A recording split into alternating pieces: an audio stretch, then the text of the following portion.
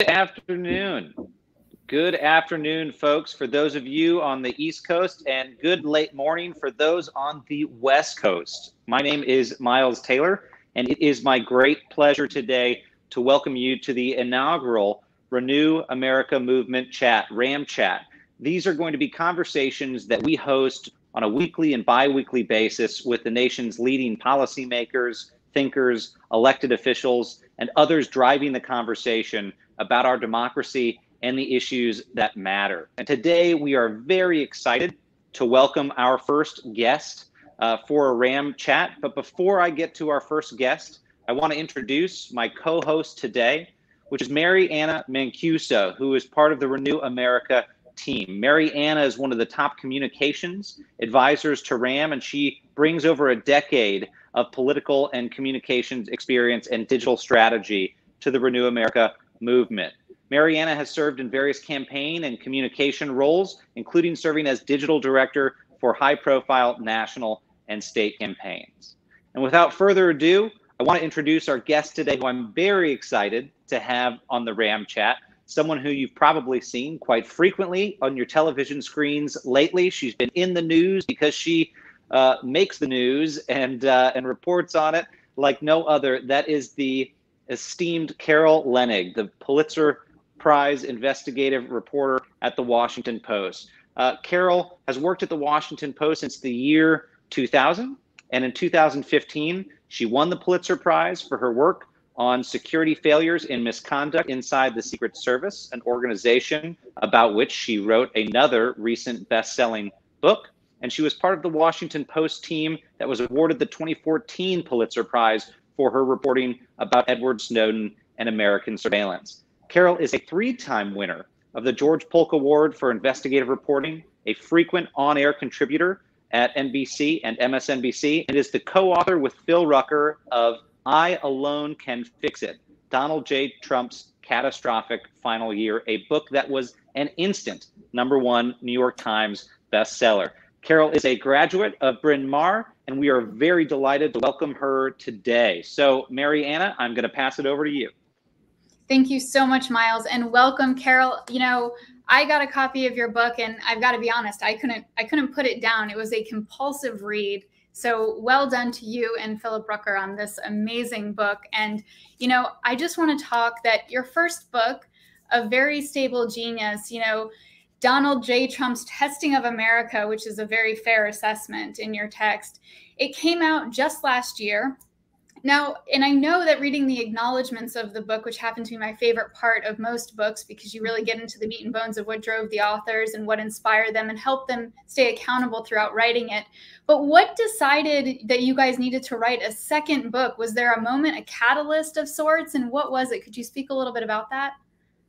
You know, first off, thank you both for having me. Thank you to RAM for, you know, wanting to have a conversation about this book and the subject that underlies it, which is so important to our country, and bridging the huge chasm in our country right now. So thank you. Thank you also, Miles, for the warm introduction, and Mariana, you too. I love your question, and I'll get right to it, because we didn't want to write a second book. Phil Rucker and I have been partners in lots of things, but never so intensely as we were when we wrote about the first couple of years of Donald Trump's presidency. And it was exhausting. And we were, you know, working very hard on a tight deadline to get as much information as we could from people inside an ongoing White House, an ongoing administration. And it was hard. And it was the first time we'd written a book, and it was the first time we'd written a book together. A lot of things about it were exhausting. But, you know, right around the spring of 2020, as we were updating the paperback of The Stable Genius and working with our amazing editor at Penguin Press, we started to realize this year's different. You know, even just the pandemic alone probably wouldn't have spurred us to write a second book. And we were seeing the drastic and draconian qualities of that in the spring. But George Floyd's death and the clearing of Lafayette Square, the president's sort of authoritarian impulses that immediately had him at war with civil rights protesters, those things together started to compel us to go back and look at 2020 with a real deep shovel, and that was even before the election, the undermining of absentee ballots, and before January 6th. So the story only got, from a dramatic movie screenplay perspective, better, and from an American democracy perspective, so much worse. That makes so much sense, and I completely agree. It's interesting, as I was reading the book, I kept thinking, oh, I want to highlight passages that are just so important. If that was the case, I would have run out of highlighter and the entire thing would have been highlighted. It read like a Stephen King novel. The horrible part, to your point, is that it was democracy in action in real world time. Now, so as you guys were researching and interviewing people, I know that you interviewed over 140 senior administrative officials. Did you see kind of, when you met with the president at Mar-a-Lago and he was outright denying the facts, which you had confirmed through multiple sources, how did that really impact your project to see almost a real-time preemptive denial of your work? By the time we got to Mar-a-Lago, Phil and I had been reporting for many months and writing whole chapters.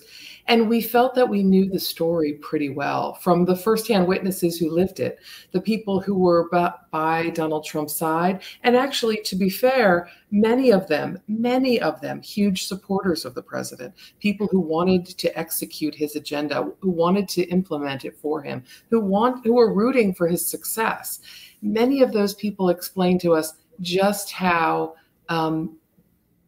panicky they became in the course of this year because of the degree to which Donald Trump was willing to put American lives in jeopardy, put the democracy in peril, all for sort of that short-term political gain, his desire to keep his grasp and his grip on the presidency and get reelected. And we knew a lot of the scenes and information when we headed down to Palm Beach to his very nice club.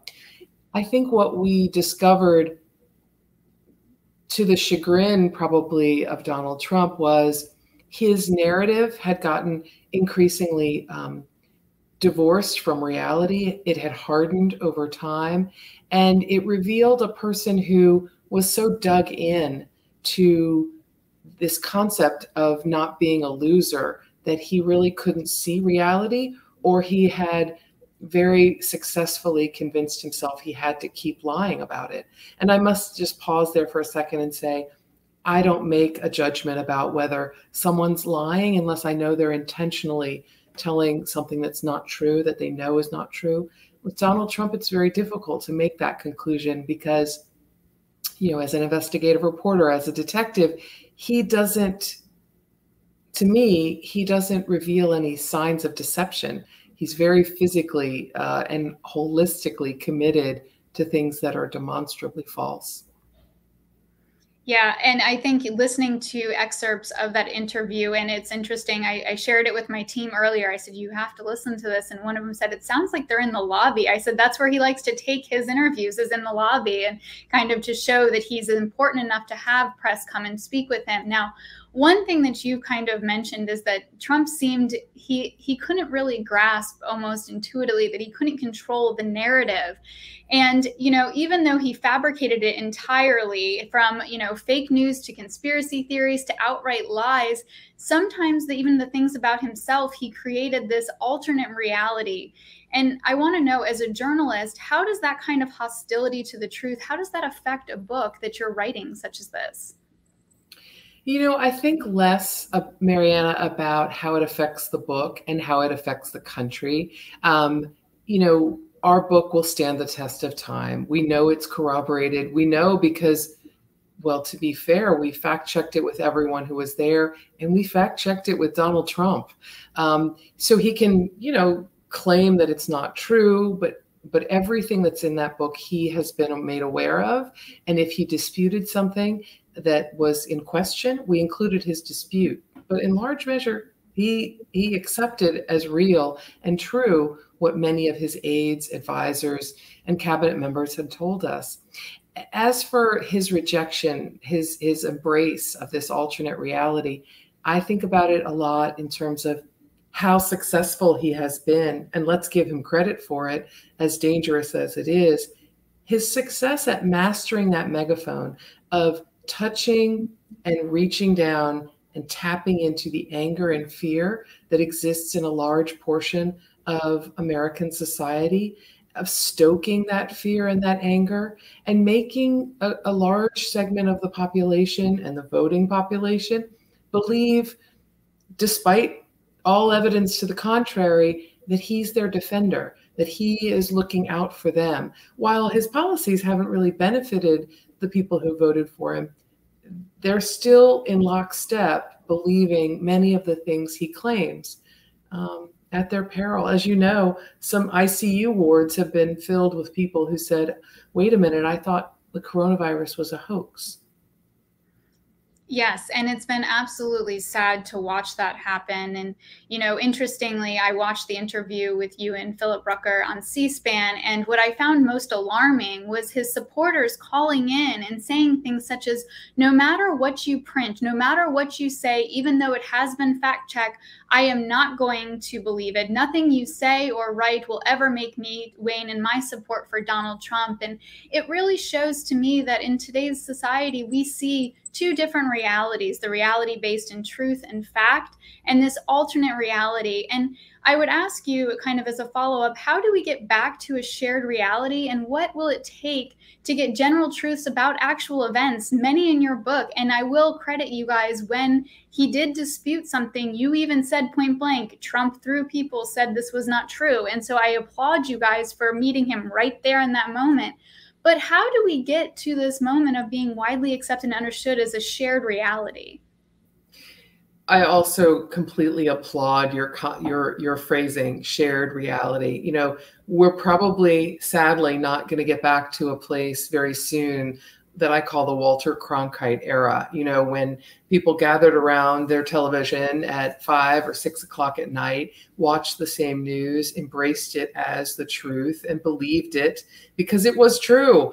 It's going to be a while before we get back there. And that is my number one concern as a journalist. You know, I know how hard my colleagues and I work, and even my competitors who, you know, I'm fighting against to beat them, but I respect them. I know how hard we're all working to corroborate information, the amount of information we don't publish because it hasn't met our very high standard for cross-checking and vetting and ensuring that it's all solid, rock solid.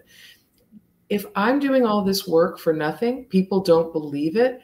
The interview you described in C-SPAN, that was like a knife in my heart, hearing that person describe, no matter what you do, I'm not going to believe what you say. I believe the only solution, at least from a journalist's perspective, and this is different for activists and advocates, but from a journalist's perception, the only route forward is to show more of our work, kind of like math class. Explain and explain and explain how we get our information, but to the degree that we can. It's why I tell people, we fact check this book with Donald Trump. You know, like, just so you know, we went to him and his spokespeople and we listed 327 things we were going to say. And we asked him if he disputed any of them. And when he did, and he could not be proven wrong by the actual documents at our hands, we included his dispute. And those are a fraction of the cases. So back to the bigger point, show our work, explain to the reader, explain to the audience, the viewer, how did we get this information? Why did we look for it? We're not in the business of ginning up fake news. That's the antithesis of what we do. For advocates and activists, as I assume, you know, Renew America has a lot of followers in that camp, I can't prescribe what to do except more conversations around fact. Now, I want to turn to probably the most significant of these alternate realities, and I really want to dig into Trump's efforts to declare the election rigged. Now, ultimately, he wanted to overturn it. And what struck me in the book, which I am really shocked that, I mean, more people are not just like absolutely like enraged and just gobsmacked over that the night before the election, Bill Barr calls Mark Esper and says, Trump's telling his advisors that if he's losing in the vote count, he's just going to declare himself the winner. Now, to that point, we know that on election night, as you guys had reported in the book, Giuliani has this grand plan, and he starts telling Stepien, Miller, and Meadows to say Trump won state after state. And to their credit, they're actually saying, as you know in the book, they, quote, thought his argument was both incoherent and irresponsible. And Meadows tells Giuliani, quote, we can't do that. Do you think Giuliani's grand plan of this big lie would have actually gained traction in the way had it not been determined that he was absolutely adamant about getting the president's ear? And do you think that he was kind of the catalyst to embolden Trump to peddle this conspiracy theory of the election being stolen from him? Rudy Giuliani was definitely one of a small flock of whisperers in Trump's ear after the election who were continually telling him in different examples all the ways in which Biden votes had been ginned up. Trump votes had been thrown in a river. Fake Biden votes had been created by, as Donald Trump told Phil and me in Mar-a-Lago, by Indians who had been paid, whoever the Indians are that have been paid. I assume he means Native Americans. You know, what's so striking about this, Mariana, is a person who had been loyal to the nth degree to Donald Trump, a person who wanted to see him reelected, who took a lot of steps infuriating the Department of Justice family to try to help Donald Trump politically. Bill Barr, the Attorney General. He sat down with Trump in December and said, Mr. President, the emperor has no clothes. We have to accept that the election was fair. There may have been fraud, as he told Trump, but not fraud on a scale that would have changed any state results. Not that kind of degree. And he went through point by point of all the strange examples and anecdotes that Rudy Giuliani kind of vomited up, or Michael Flynn offered, or Sidney Powell, the lawyer who famously suggested that a software created by Hugo Chavez to help elect him in Venezuela had somehow miraculously been imported to the United States. Some sort of trigger had been, some sort of switch had been flicked, and Biden votes were being manufactured out of thin air. Or the water main break. The valises of ballots. Each one, Bill Barr said, you know, just so you know, Donald Trump, Mr. President, just so you know, I have the entire Department of Justice at my disposal. I set up a task force of people, prosecutors and FBI agents, to investigate all of these claims. And so far, they're all bull blank. Those were his words. So Donald Trump didn't want to hear those words. And Rudy Giuliani, to your very good point, was the person saying what the president wanted to hear. And increasingly, just as he had pushed away people like Mattis, the Secretary of Defense, and Tillerson at the beginning of his presidency, now he's starting to push away Barr and Esper, Secretary of Defense, and anyone who tries to give him sort of a reality check. Chris Christie, somebody who'd been really a big supporter and advocate for the president. The president can't accept anything that he's saying about the election. Yeah. Now, to your point, as we were talking about Bill Barr, since your book was published, I can't even believe that now we're starting to see new documents that are showing just how far the efforts to undermine the election went, including meetings with the DOJ where officials were asking them to say, just say the election is corrupt and leave the rest to me. How far Trump and his team were on this mission to discredit the election. And one question that I really am kind of dying to know is if you've heard any rumors. Again, I'm not asking you to release your sources, but if you've heard any rumors or examples like this that didn't make it into your book. Nice try. This book's more than 500 pages long to cover 1 year, right? And it was more than 500 pages to cover 2.5 years before. So if there was anything really good that we corroborated, it's in this book. And not that we were, you know, throwing in extra carrots into the stew. If it was important, it was in there. There are things I've heard, but it would be irresponsible to share things that didn't meet our high standard in our test and just, stir the pot with speculation. I will say, though, that what's really amazing is how much Barr put his body in front of sort of the crazy zaniness that Trump and some of these fringe supporters were trying to peddle, some of the efforts they were pushing to try to keep him in power, stop the certification. And when Barr was making his careful exit, remember, he and Trump have a huge falling out in October, but it explodes on December 1st when Barr says to the Associated Press in a very calculated interview, hey, there's not enough evidence of actual fraud in this election. That sets Trump's hair on fire. They have an amazing fight. And Barr is trying to find a careful exit from the White House. He doesn't want to be fired by tweet. He doesn't want this relationship to be a burning barn. He wants to get out carefully. And he does so December 14th. And the way he does it is by flattering the president with a letter he says he'll release publicly. When he is making that exit, he thinks to himself, and he shares this with confidants later who told us about it, Barr says to himself, what bad things can happen? There's only a few more days left in this presidency. And I think Rosen and Donahue can hold down the fort. Those are the acting attorney general and the acting deputy attorney general who would fill in for him. And in fact, what happens is Trump, almost like water finding the weak part of a roof, starts pouring down into that part of the roof, pummeling Rosen, pummeling Donahue, working overtime to try to make some public claim. Remember, it doesn't have to be factual. Make some public claim that the investigation, the election is in doubt. It's sort of the same thing. It's part of his whole playbook with, Volodymyr Zelensky, the Ukrainian president, where he says, just announce that there's an investigation of Biden. Just announce that. It doesn't have to be a real thing.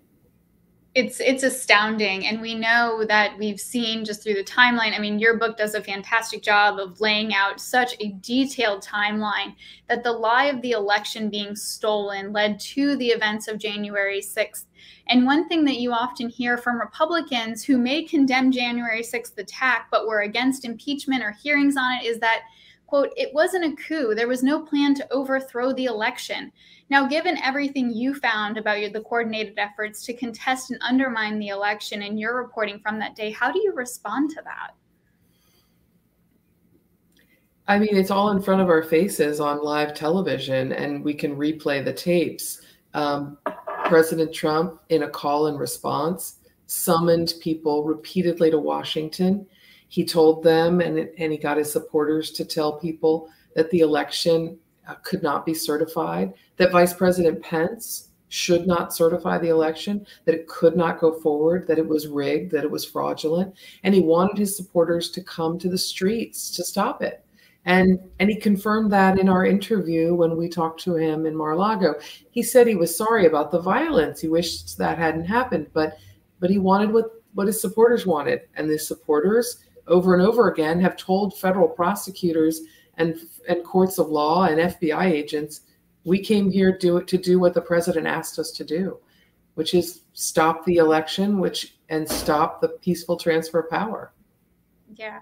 I mean, the story that your book tells regarding these last-ditch efforts is so just enthralling. It's also terrifying. I mean, this is things that I can only hope that people studying history going forward in schools will read about to understand. But we even see figures who stepped in at crucial moments to say, no, this is unacceptable. I'm not doing this. And at Renew America, we want to support and defend democracy. And if someone were to field this playbook again in the future, what do concerned citizens look for, even in politicians they support, like that says that we're headed for a crisis of democracy? And how do we stop that? Well, I mean, I think the road of the Trump presidency is littered with red flags that everybody blew past. The president's constant rejection of alliances that keep America safe, the president's constant desire to become buddies with authoritarian leaders, his rebuffing of good legal counsel about what was legal, his efforts to undermine the rule of law that would govern him, and not just govern the people. So I think that we're, as a country, we're to blame for, as a group, not paying better attention to those red flags. They were reported pretty thoroughly, but they were all there to be seen, about what the president believed he could do to implement his will. And his will eventually became, his North Star became just keeping hold of power, remaining president. And it looked like he would be willing to do anything for it. I want to say something that doesn't really answer your question, but I think your question smartly elicits this. Many of the sources that Phil and I spoke to for the book had been quite grim about the ability of someone to take democracy out at the knees. If they had been, as they said it to us, and I'm mushing their comments into one, if Donald Trump had been more efficient, more disciplined, more organized, if he had not been such an impulsive politician, making sort of game day calls, if he had been more on par with other authoritarian leaders that had an orderly strategy, he may have been able to indeed launch that coup and successfully support that insurrection on January 6th. And the democracy was in peril, much more than we realized when we started reporting this book. And what the sources told us over and over again was they worry about the next time with somebody who's just better at it.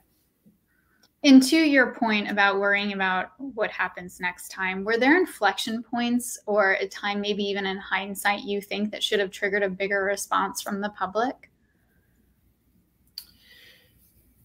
There are many, but I'll give you two examples for a moment. The first one that comes to mind was the president instantly undermining absentee ballots in the midst of a pandemic. That very early, long before anybody even considered receiving an absentee ballot, that effort to undermine the election from the earliest days was a big whistle that I don't think people listened to closely enough. It was a whistle that said he's questioning something that no president has ever questioned before. He's trying to weaken and soften up the underbelly of something we've always treated as sort of Teflon. That's a biggie. The second one, I think, was Lafayette Square. When the president was willing to use force to remove people who were exercising their legal constitutional rights, the way in which he did that for what? A video showing him walking across a park and looking tough. I think that told you a lot about what was important to him. And it's why Chairman Milley, the chairman of the Joint Chiefs of Staff, began to tell his colleagues he saw in Trump the gospel of the Führer. He saw a person, if not disciplined, if not organized, at least mimicking the moves of Adolf Hitler. Mm-hmm. And those were some scary moments. And what stands out to me is that later he starts hopping on a call with two other people of the administration, one of them being Mark Meadows, and they're comparing notes as they lead into all of this. So yeah, I mean, just so many moments where you're, I'm clutching my pearls and my hands over my mouth going, oh my gosh, how did we survive this as a nation? And giving thanks to God, we were able to. So now Trump made history as the only president to ever be impeached twice. And he's often been likened to as Richard Nixon. And I think that one of the questions that has loomed in my mind, and I'd be curious your thoughts, and granted, I know that you're not a political operative or an analyst on this, but what extent do you think that January 6th will play a role in the futures of the Steve Millers and the Mark Meadows? Do you think that they'll have a seat at the table, even though their association with Trump standing by him all the way to the end of the administration? How does this kind of their ability to peddle conspiracy theories affect the future of their career? Well, I think that both individuals have struggled to find employment outside the Donald Trump orbit. And I think that's an early indicator. And I don't wish either of them ill, by the way. I'm not in that business. I'm in the business of reporting what they did, what they said, and getting it right. I notice that a lot of Republicans are trumpeting exactly what Donald Trump is saying and has said to us at Mar-a-Lago as part of their own self-preservation plan, as part of their plan to grab hold of the Trump base, the famous Trump base, those people whose fears and angers Donald Trump stoked when he was in office and continues to try to manipulate for his own political benefit. Well, so are so many members of the GOP who are in congressional offices and facing races or want to become, say, the Speaker of the House, Mr. McCarthy. They're all singing from that same hymn book, and voters aren't judging them. The voters in their states are very happy with what those individuals are singing. So I wouldn't count that people are going to be punished for following Donald Trump's lead or sticking in his camp until the end. It's incredible, right? You think at any other point in time in history, people would be, scattering in droves, but apparently not. So I know that we're running short on time. And one of the final things I wanted to just kind of pick your brain on was your thoughts on 2024. And we're 3 years away and so much can happen in order for Trump to continue to have this shadow, my second presidency happening in Mar-a-Lago, which, I mean, even reading in the epilogue when he walks out onto the patio and everybody stands on cue and applauds, it was just like this weird alternate reality. But do you think that Trump is still the leader of Trumpism, or are there many, young acolytes that are willing to take the mantle from him? And do you think that he's going to run again? When we were with him, Mariana, in Palm Beach, I have to say he sounded like a man who's running for president. He sounded like a person who was excited about it, who was eyeing it almost deliciously and almost with a goal of being vindicated. That if this is his reality, that it was stolen from him, now he's going to steal it back or take it back.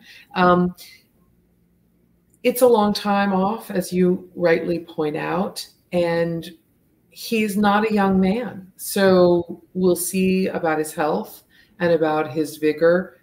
But he was a pretty old man in his first presidency, and he stayed kind of tough and strong, which is what one of his big goals, one of his big priorities was to look tough and strong. He beat COVID with the monoclonal antibodies. So we'll see. But I would tell you that don't count Donald Trump out. He was surprised in 2016 to become president, very surprised. And then he fell in love with the job, fell in love with the power.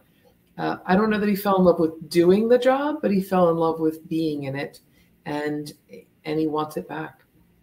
It's incredible to me because, well, he wasn't somebody who excelled at living up to the office, as you've pointed out. He sure as heck really enjoyed himself as the president, and it seems like that's something he doesn't want to let go. One thing I've often wondered about is the desire to run, knowing that he might not actually win again. And I think that, we see in Florida, Governor Ron DeSantis is already running a 2024 campaign.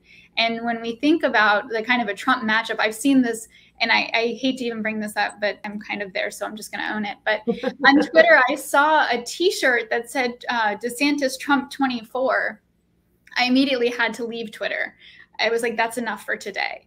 Do you think that there's a possibility, because how does he choose his next running mate? Mike Pence, as we pointed out in the book, and you've said in previous interviews, he was the ultimate lieutenant soldier, whatever he needed, until January 6th, when he refused to carry the water and abided by his constitutional duties.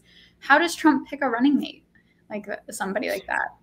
You know, of course, it's going to all be about loyalty, and again, singing that same song, supporting something that we all can see is demonstrably false, and promoting it with the public.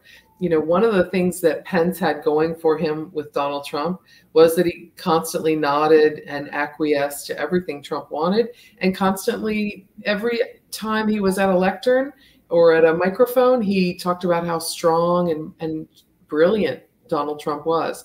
That's what the next vice presidential candidate will have to do as well. And there'll be no disagreeing. There'll be nothing, no distance, no daylight between them.